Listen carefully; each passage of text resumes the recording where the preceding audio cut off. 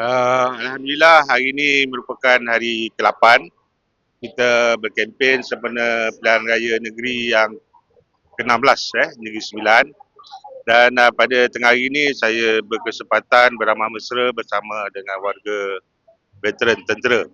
Seperti mana yang semua sudah maklum bahawa Morrison adalah sebuah bandar tentera darat dan ramai anggota-anggota tentera yang berpencen tinggal di Morrison. Dan pada tengah hari ini saya menyantuni mereka dalam siri berkempen, dan saya juga banyak telah membantu mereka dalam apa jua aktiviti yang mereka anjurkan. Dan Alhamdulillah hari ini mereka menyatakan sokongan kepada saya, dan insyaAllah jika diberi mandat, dipilih, saya akan terus membantu dan juga menyokong apa jua program-program yang akan mereka laksanakan. Dan hari ini merupakan program ini yang keempat, kelima yang setelah pun saya hadir. Saya telah singgah ke kenduri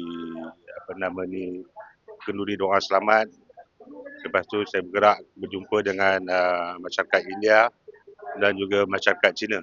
Dan Alhamdulillah saya lihat sokongan mereka juga bertambah baik kepada saya, dan saya yakin bahawa pada 1 bulan depan nanti kita akan mendapat kemenangan dan kekalkan Barisan Nasional di Ligi ini.